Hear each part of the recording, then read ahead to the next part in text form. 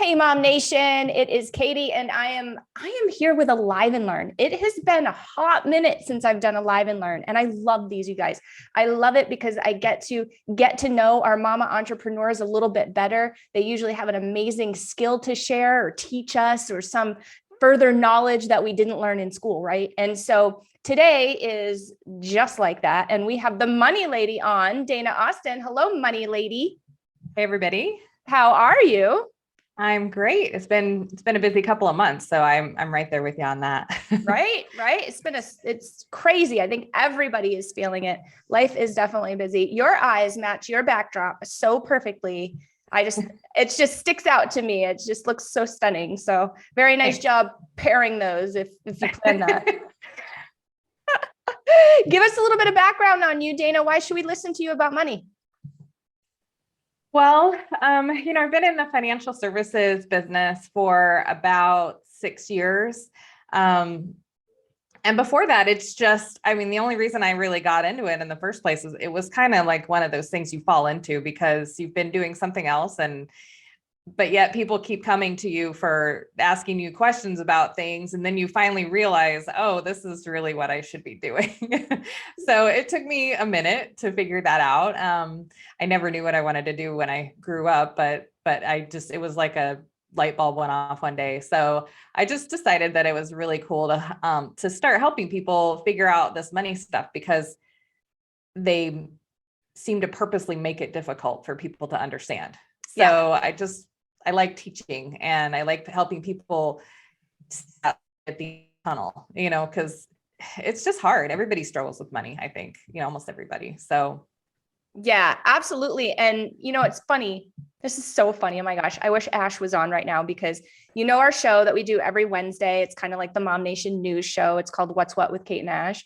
Well, we were on yesterday and your name came up, and I said to her, we've got to do a live and learn with Dana, because we need to share with our MOMnation members about what she does and, all of her brilliance, because this is not something I learned in high school economics. I can tell you that right now. And I didn't know. I mean, Ashley probably did. I'm going to totally pick on her because she creates my schedule for the live and learns. So she probably knew you were going to be on the next day. And here she is. Oh yeah, we should do one with Dana. Yeah. Right. But it's funny. True though, right? Like, think of high school economics. I mean, I'm old. A lot of you all are much younger than me. So you probably maybe had a different experience, but I didn't learn about paying off debt. I didn't even learn about debt. No. And now they actually teach kids about getting credit cards to raise their credit score or to get a credit score. And it's like, if you don't teach people the responsibility that goes along with that, then, that's how people wind up being paycheck to paycheck and trying to just make enough money to cover their bills. And it's like, they just don't teach this responsibility. And I think it's like when you go on to college campuses, they have all kinds of tables set up for, credit card companies just trying to give people credit cards. And it's like, it's not a good idea. It's not at all. So, and my parents taught me to go into debt. I had a car payment before I was out of high school. Yeah. So, it's just kind of a thing that and I think it's ingrained in our culture to just, you'll never not have a car payment. You'll always have a car payment. You'll always have a house payment, and I think there's a lot of, myths out there about money, just because it's common knowledge, right? Like, it's the stuff that's been repeated so many times that people think it's true, and it's just not. Right. Like, obviously, well, I don't know if it's obvious or not, but my life is very, very different now. But back then, when I was first getting started and I wasn't even quite an adult yet, and I was working and all of that, I spent every penny. I mean, why would you save it? That doesn't make any sense to me. I mean, it's just going to come along again next week, and I need those new jeans, and I need that. Well, I was going to say cell phone, but we all know back in the day, there were no cell phones, not for me. Yeah. Like, I need a new beeper. You know what I mean? So let's talk about that a little bit. And maybe you can share some of the common pitfalls, or when you sit down with somebody and they're like, I got a bunch of bills and I'm drowning, literally. What's your advice? How do you step people out of this hole? Well, I think one of the first things that we have to do is really, for one, it's so helpful to go back through your bank statements for the last 2 months and look to see where you're spending your money, because that shows you where your priorities are. Mm-hmm. And a lot of times, if you're not paying attention, it's just going out to, the gas station because you're stopping on your way home, or fast food because you don't want to cook dinner, or, ordering from places that deliver. I mean, it's gotten so expensive. I mean, we rarely ever do that stuff. And it blows my mind every time we decide, oh, let's do this once. And I'm just like, never again, And so, but I see so many people who just do that on a daily basis. And it's like, you just don't realize that you're costing yourself your future by just spending. Another wildly. thing that I've seen a few posts about actually the last couple of days is, it's so easy to get on these subscriptions for things like television subscription, music subscription, Amazon subscription. Hell, sometimes my kid gets on my phone and who knows what he subscribes to because I don't have parental controls on my phone. You know what I mean? And I've come across a couple of posts in our group and in other groups of moms being like, oh my gosh, I've been paying for this subscription for X amount of months and I didn't even know.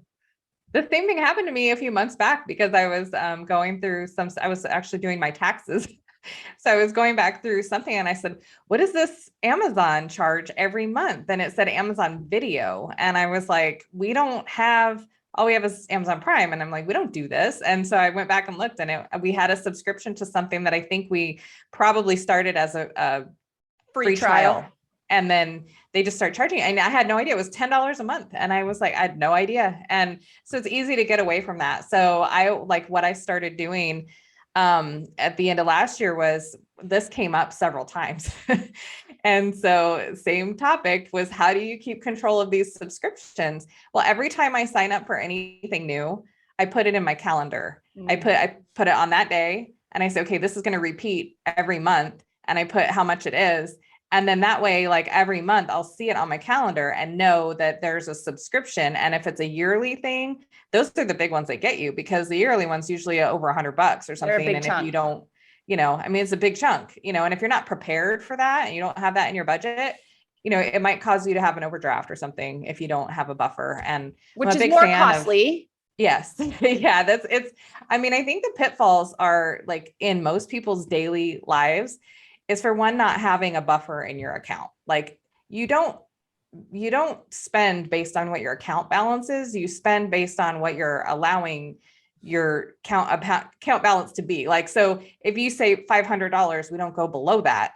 I mean, just keep it there, and you budget off of what's above that. And that's a big deal, because, it's easy for people to go check their balance and go, okay, I got $20. I can spend $20, but then, like, something else happens, and before you know it, you've got 5 overdrafts or something. Yeah. I mean, just things that you forget. And so I believe that you should have a buffer always in your account. And then also the emergency fund. No one was ever taught about having an emergency fund, and most people don't even know what that is. So basically it's your paycheck is not a given. I mean, I think COVID taught us that so many people got laid off from not being able to go to work, and companies weren't paying them. So, your paycheck is really not a given, even if you have the most job security. So you need to make sure that you plan for not having a paycheck. So save up at least 3 months of your expenses.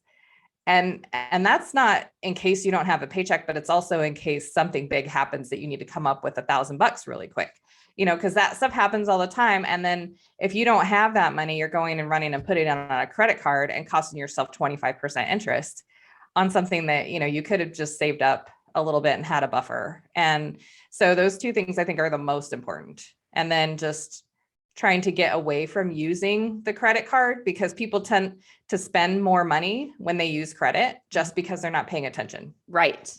So it's just like, there's so many little things, and they're not even hard to understand. So it's a matter of just getting into good habits. So let's say I screwed that all up. And I'm maxed out on, a couple of credit cards, and I'm eating out all the time, and I'm subscribing to this, that, and the other thing. that's overwhelming. I feel like for any one person to just kind of like sit down and begin to work on. So what is your process and how do you help people start to, chunk that down or start to work on that so that they can get out of that hole? So the first thing we do is go through their budget and look to see where they're spending and where they can cut expenses. And then, and sometimes it's not fun. I mean, I've actually had to tell people before, you really can't afford going to get your nails done and your hair done every, 3 weeks. Yeah. Like, extend that out to 6 weeks or a month or something, don't. And I mean, it's little things, but they all add up. And so you have to, look to see where you're overspending. And then, check on those subscriptions. What can you live without? What are you paying for that you're not even using? Yeah. And then with the credit cards, one thing I see that people do a lot is they try to pay extra on every card all at the same time. And if you're going to pay extra on something, which you should, if you don't pay extra on your credit cards, like they're never going to get paid off. Right. That's the formula. I mean, the company is designed to keep you in debt so that you'll be paying them to, and so if you're going to pay extra, you focus on paying extra on one card at a time until that card's paid off. Then you take the minimum payment on that card. And I have an actual program where I do this for my clients, where I put in all their payments and all their amounts that they owe and everything. And it'll actually show if you just refocus where you're spending your money, you'll have it paid off in 2 to 3 years, as opposed to 12 to 20 years. Wow. And it's amazing. Does your program prioritize? So let's just say I've got, 3 maxed out credit cards. Well, which one do I start working on first? Yeah, it usually prioritizes them. I don't even know exactly how it does it, because I'll look at that list and go, well, that's not the way I would have done it, but it's the way it works, so they have some kind of algorithm that sets it up and they decide which one. And so I've always thought smallest to largest, of the account balance, but and it's not necessarily based on interest rate either, because I'll see a 0% interest rate like mixed in. So I'm not really sure how it works, but it does. And I mean, I could do it myself, without adding it all up, but that program is able to figure out how much money people would pay in interest, and it'll show you the difference. Like, here's how much you'll save if you just pay it this way. It's amazing. And so from that savings, if you change the way you're paying things, do you then take that additional savings and put it back toward the debt? Or is that something that you start building your emergency fund with? Like, what's more important? I usually have people start, like if they have any money saved up, like $500, $1,000, before they start really paying extra on something, I want people to have at least $1,000 or $1,500, and whatever makes you comfortable. But it's the most important thing is not even about having a certain amount. It's about drawing that line in the sand and say, we're never going to use credit again. Like, not credit cards. Like, there's okay credit, like car loans, not the best, but it's a difference between a fixed rate loan and a revolving credit, where there's 2 totally different types of things. Most people don't understand the difference, but revolving credit is a credit card, and that's the stuff that's going to just completely rob your future. So it's just the stuff that you got to get away from, but definitely, focus on having a buffer so that you won't have to resort to credit cards if something happens and you can't pay the bills. But then after that, you start just stacking out like one on top of the other. So once you pay one off, say your payment was $60 a month, then you take that $60 and pay it towards the minimum payment on the next card. And then you take all of that and pay it on the next card until it's all paid off. And then, down the road, 3 years from now, if you're still doing that, you'll see how much progress you've made. But usually it pays off, fairly quickly. It just depends on how much debt you have. Right. And do you ever suggest, like, get on the, for utilities, for instance, get on the time of use plan? Like these just different tricks out there that people might not be familiar with that do give a little bit of savings, or, stop being wasteful. I can't even tell you how many houses. I'm in a lot of houses, right? I'm a real estate agent. I'm in a lot of houses.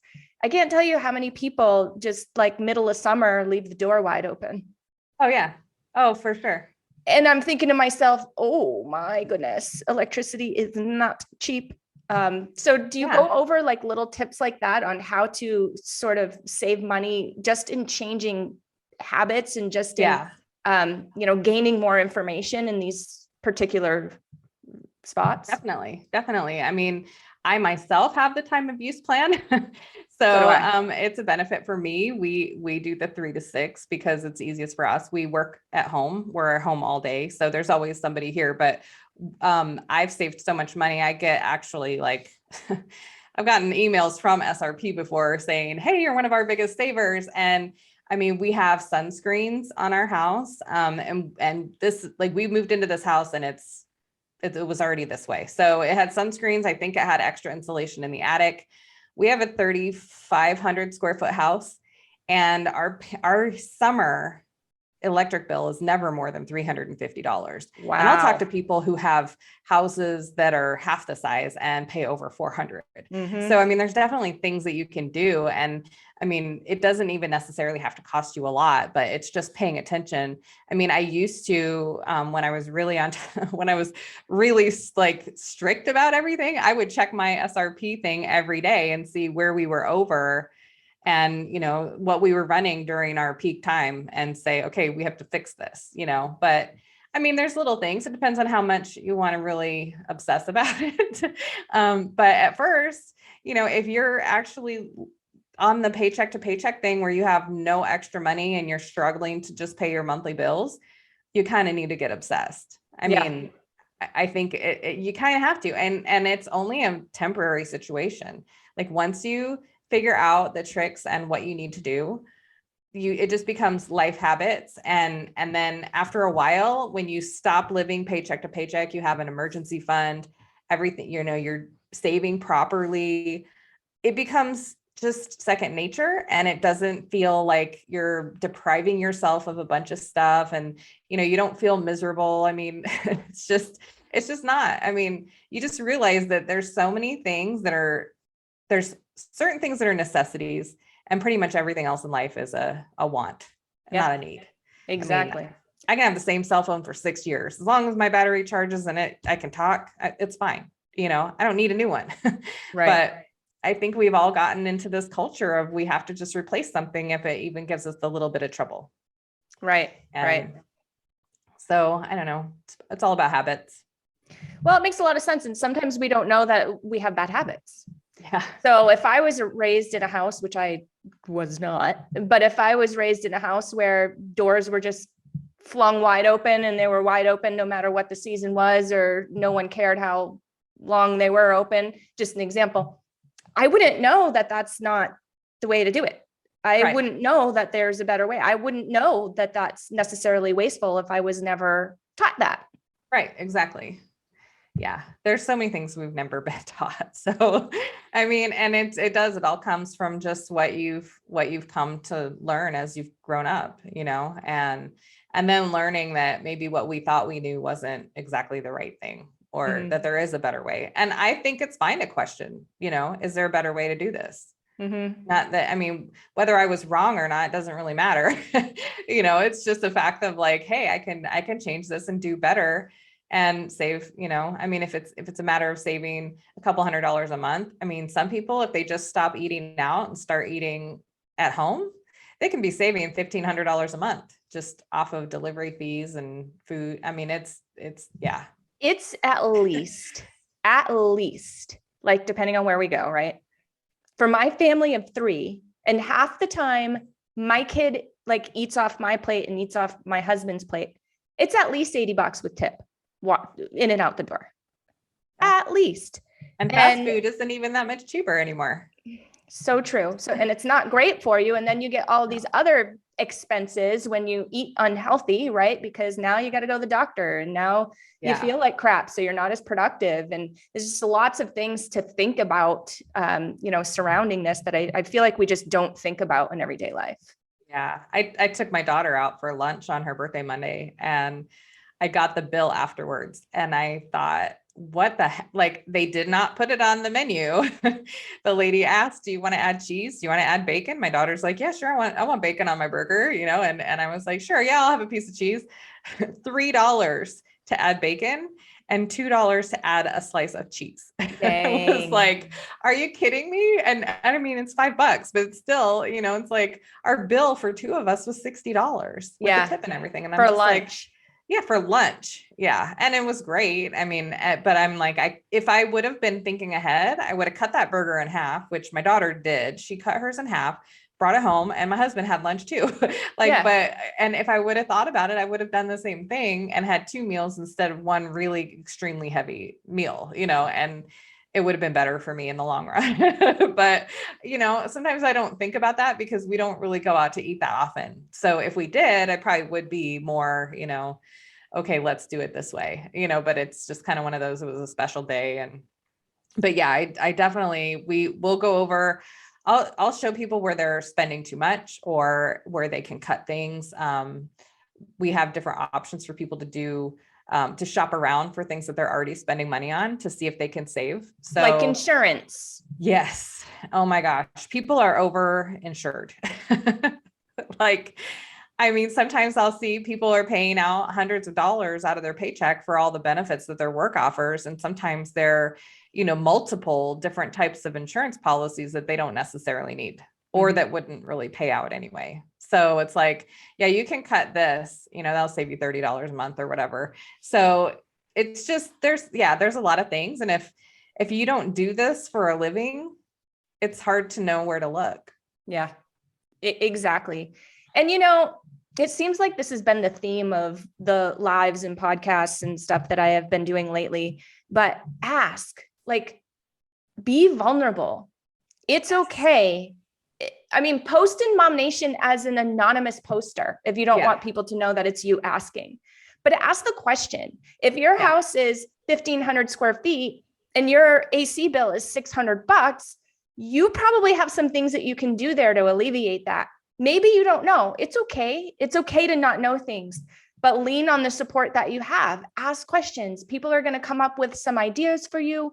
They're going to teach you things that you may have never even dreamed of, or you would have never stumbled upon unless you got a little vulnerable, leaned on your sisters a little bit.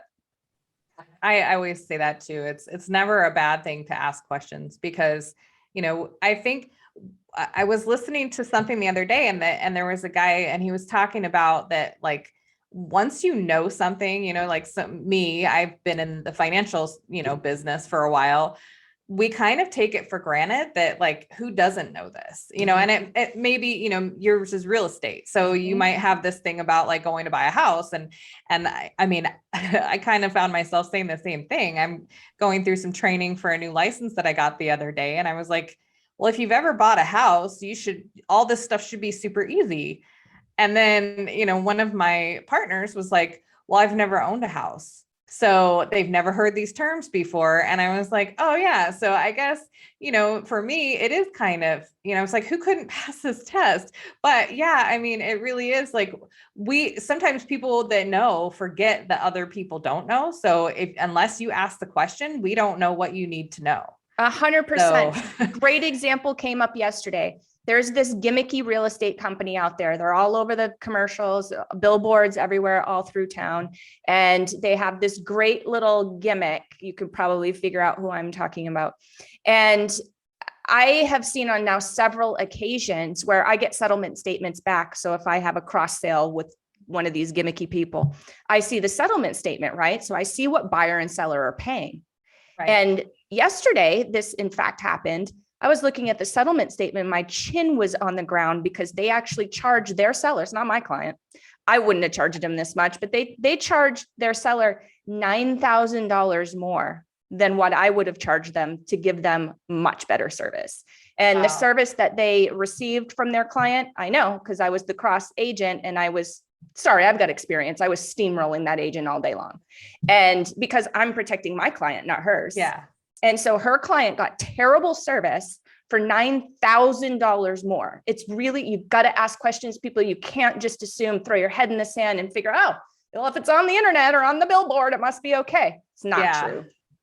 Yeah, it's frustrating for people like us because we're just out here trying to educate people and make sure that our clients are taken care of properly, and I mean, I think people are afraid to talk to a financial advisor sometimes because I have clients usually that they'll say, oh, well, every time I talk to my insurance guy or every time I talk to this guy, I leave our meeting more confused than when I went in.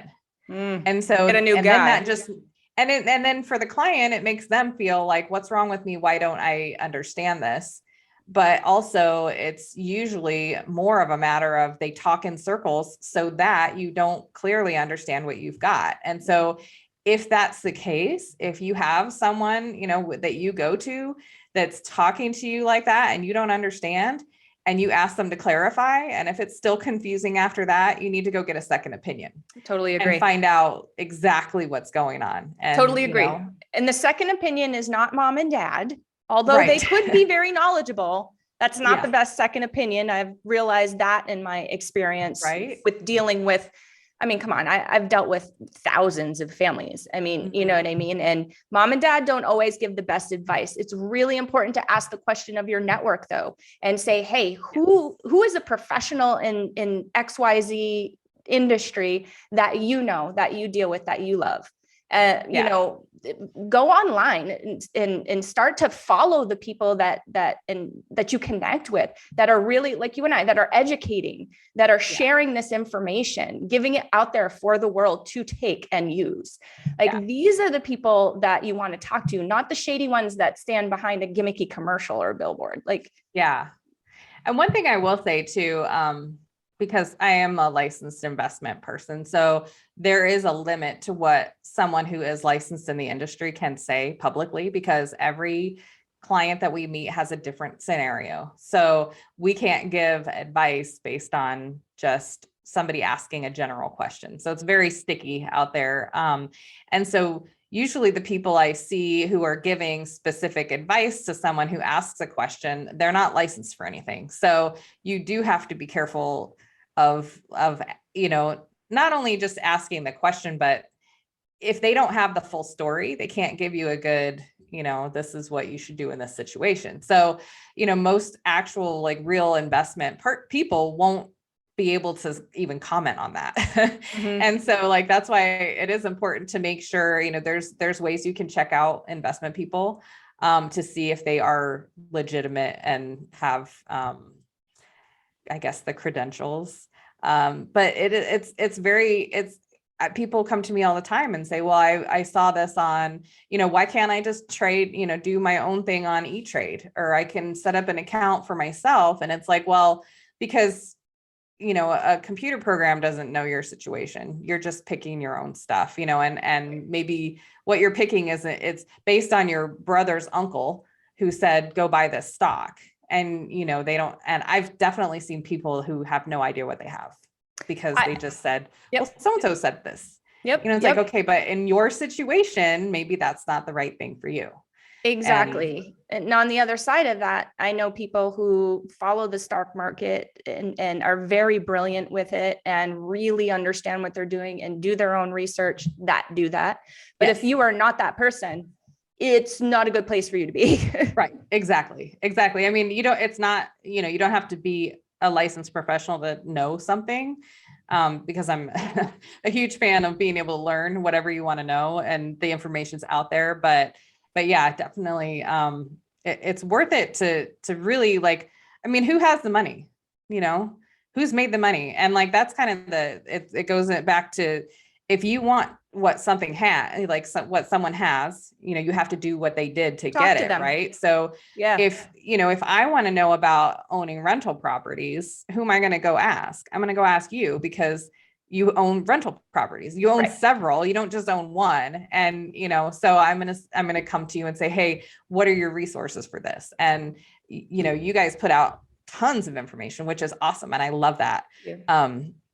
So yeah, I just feel like knowing where to find the information can be difficult, and making sure that you're listening to the right people is a good thing. Totally agree.